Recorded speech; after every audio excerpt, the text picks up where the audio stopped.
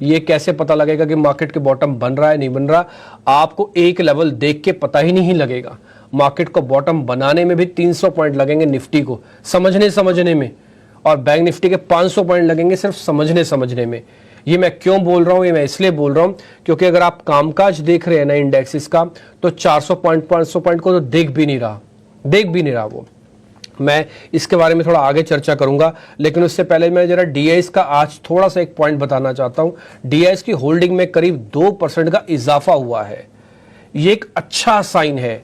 और कल अगर किसी को ट्रस्ट नहीं हो रहा हो तो एक चीज आप देखना, कल मिड कैप और स्मॉल कैप का इंडेक्स, प्रोड्यूसर साहब एक बार जरा स्क्रीन पे फायर करना, तो कल मिड कैप और स्मॉल कैप बढ़िया बंद हुए, रिकवरी अच्छी थी और अच्छे से क्लोज भी करके गए। ये मिड कैप का इंडेक्स है 1.25%, जरा स्मॉल कैप का और मिड कैप का भी दिखाना, ये करीब 0.5% ऊपर है। आपने देखा कि शुरुआती डिप के बाद इनमें डिप नहीं आए, जबकि निफ्टी और बैंक निफ्टी में सेकंड हाफ में प्रेशर अच्छा बन गया था। तो इसका मतलब यह है कि कल जब डीआईएस की 2% की होल्डिंग सिस्टम में बढ़ी, मिड कैप और स्मॉल कैप। एक और चीज दिखाओ प्रोड्यूसर साहब, मैं जोड़ता हूं इस पॉइंट से, जरा दिखाओ एडवांस डिक्लाइन की रेशो। एफ&ओ वाली नहीं दिखाऊंगा, चलो उसमें तो काफी हद तक एफआईज का मैटर भी इन्वॉल्व हो जाता है, लेकिन टोटल एडवांस डिक्लाइन रेशो दिखाना जिसमें एनएससी बीएससी लिखा होता है। 1400 शेयर, 2300 शेयर आपको दिखे एनएससी और बीएससी के अंदर, यानी कि कल डिक्लाइन से ज्यादा एडवांसेस था, मिड कैप स्मॉल कैप ऊपर था और डीआईएस की 2% की होल्डिंग बनी। अब आप समझिए कि डीआईएस की इंपॉर्टेंस क्या है, क्यों मैं बार बार कह रहा था कि डीआईएस को फ्रंट में आके कहना चाहिए कि प्रॉब्लम ये है, इसलिए हम पैसा नहीं लगा रहे, हमको पैसा लगाना है। कल सिर्फ 2% डीआईएस का मामला इधर से उधर हुआ, आपने देखा कि आपके एडवांस डिक्लाइन, आपका छोटा मोटा स्मॉल कैप मिड कैप का आपको स्लाइटली फील गुड जैसा हो रहा था कि अच्छा चलो ठीक है भाई, नहीं चल रहा, गिर तो भी नहीं रहा, ये भी तो आपको हुआ। तो इसलिए डीआईएस का रोल बहुत इंपॉर्टेंट है। डीआईएस को अपनी होल्डिंग कम से कम 55% तक कर लेनी चाहिए। एंड ट्रस्ट मी, मैं आपको खुल्लम खुल्ला बोल रहा हूं टेलीविजन स्क्रीन पर, अगर डीआईएस अपनी होल्डिंग को 55% तक ले आते हैं, आप हटा दो एफआईज को 20% तक ले आओ, आपका 33 है ना, आप ले आओ 20% तक, यही लेवल्स खड़े हुए आपको मिलेंगे जिस लेवल पे आप खड़े हुए हो। 20 से 22% की, मतलब 10 से 12% की एफआईज की होल्डिंग को एब्जॉर्ब करने की कैपेसिटी रखता है डीआईएस, बट डीआईएस थोड़ा एक्टिवली पार्टिसिपेट करे। कल सिर्फ 2% का पार्टिसिपेशन आया, 38 से 40 हुआ, तो चीजें धीरे धीरे करके आपको कुछ कुछ जगहों पर दिखती हुई दिखी। फिर कुछ लोग बोलेंगे नहीं जी अभी तो सिप करते रहो, फलाना है, वो सब अलग है उनकी कैलकुलेशंस, ठीक, लेकिन मैं सिर्फ 2% डीआईएस की होल्डिंग से ये जो पॉइंट रखना चाहता था ये मैंने आपके सामने रखा। अब आते हैं रिटेल की होल्डिंग्स पे, 62-63% है, रिटेल थोड़ा डरा हुआ है। और मैं एक खूबसूरती और बता देता हूं रिटेल की, अमूमन रिटेल को बलि का बकरा बना के हम सारी चीजें उसके सिर पे फोड़ देते हैं, सुबह से शाम तक रिटेल को बताते हैं समझना चाहिए। मैं बताऊं कई मानों में रिटेल बहुत समझदार हो गया है। मैं समझदारी का परिचय इसलिए बताता हूं क्योंकि रिटेल की होल्डिंग जस की तस है, आज से 10 दिन पहले और अभी की होल्डिंग, इसका मतलब वो एवरेज नहीं कर रहा, उसको खतरे का भांपा हुआ है उसने, उसके बाद समझ में आती है कि ज्यादा माल रखूंगा फंस जाऊंगा। तो ये रिटेल की खूबसूरती है कि रिटेल अब बहुत जल्दी जल्दी एवरेज करके मार्केट पे ट्रैप होके पिट के बाहर नहीं निकल रहा। It's a good sign.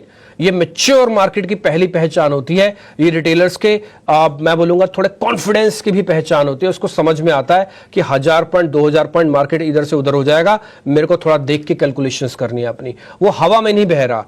ये बहुत अच्छा साइन है और मैं थोड़ा रिटेलर्स के लिए इसकी बहुत तारीफ भी करूंगा कि बहुत अच्छे से एब्जॉर्ब कर रहे हैं सारी चीजों को। ये छोटा मोटा दिक्कत नहीं है जिस समय आप झेल रहे हैं एफआईज वाली, ये आप अपनी मेजर प्रॉब्लम से जूझ रहे हो इस समय मार्केट के अंदर। ठीक है डिम्पी, ये सारी की सारी चर्चाएं, सारे के सारे पॉइंट्स टेकन, लेकिन लोगों के मन में सवाल यही है कि करना क्या है। 24,500 के आसपास निफ्टी है, जो निवेशक हैं वो क्या करें, क्या मतलब थोड़ा सा सतर्क हो जाएं, और ट्रेडर क्या करें, उछाल पर बिकवाली करें या फिर लेने वाला समय है ये? अति गिरावट रहना ही है, ये तो मैंडेटरी है, इसमें आप पूछे या ना पूछे, आपका नेचर में ही होना चाहिए कि बाजार बहुत चल गया अति सतर्कता लाओ, और बाजार गिर रहा है तब भी ज्यादा कॉशियस हो जाओ, ये तो हो गया मैटर। अब आते हैं कि आपने बात पूछा कि अभी करना क्या चाहिए, तो मेरा एक ही जवाब है, अभी कुछ नहीं करना चाहिए। बोले ये क्या जवाब है, कुछ नहीं करना चाहिए? तो फिर हम मार्केट में क्यों आए हैं, मार्केट के अंदर क्यों बैठे हैं, क्यों अपने 5 घंटे वेस्ट कर रहे हैं, क्यों हम मार्केट को देखें ऐसे जब कुछ करना ही नहीं है? तो कुछ इसलिए नहीं करना है कि आपको नहीं पता कि करना क्या है, हमें नहीं पता करना क्या है, इसलिए मैं बैठ रहा हूं कि कुछ नहीं करो। आप बोलोगे नहीं तेजी करो, तो कल अगर तेजी करे होते तो 51,500 हमने अपनी आंखों से देखा, 24,500 को हमने अपनी आंखों से देखा। क्या 51,500 निफ्टी ने, बैंक निफ्टी ने बचाया? नहीं बचाया। क्या 24,500 के नीचे क्लोज किया? यस किया, निफ्टी ने किया।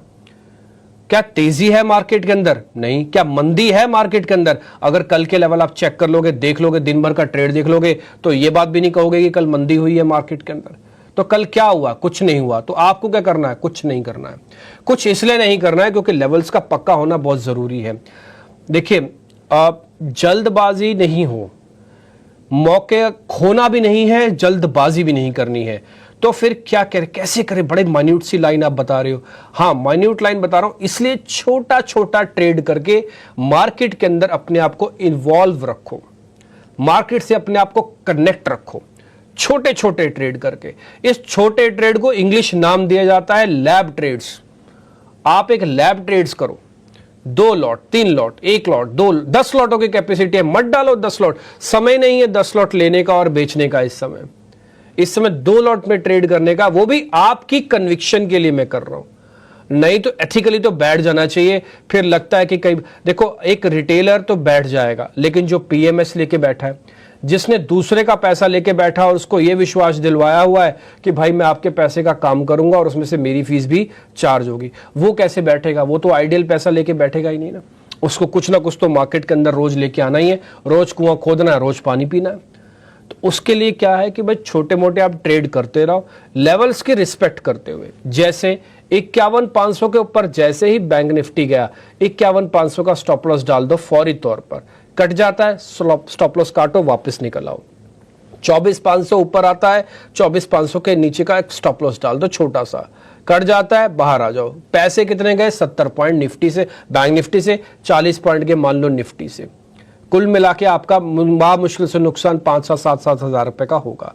ये एक ही झटके में पूरा हो सकता है जिस दिन बाजार आपके कहे पे अनुसार और आपकी बैटिंग और आपके एनालिसिस के अकॉर्डिंग चल गया तो।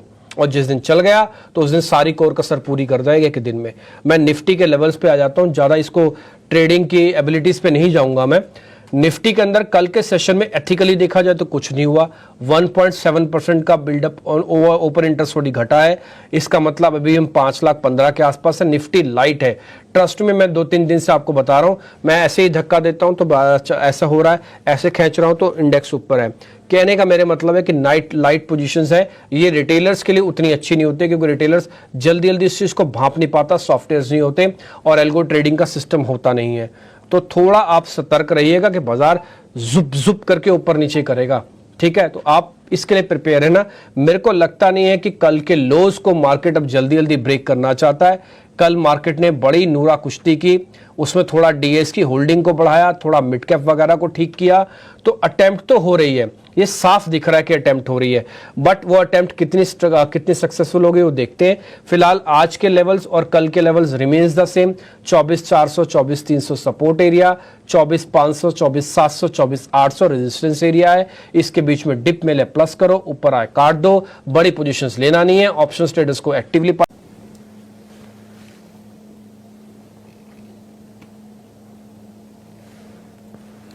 ठीक है, शॉर्ट करना नहीं है, बाजार में सतर्क रहना है और इंपॉर्टेंट लेवल्स जो कि ब्रेक हुए हैं और सपोर्ट्स भी टूटे हैं, थोड़ा आपको सावधान रहना पड़ेगा। कल की बाजार ने एक रिकवरी की कोशिश जरूर की थी लेकिन वो सस्टेन कर नहीं पाई।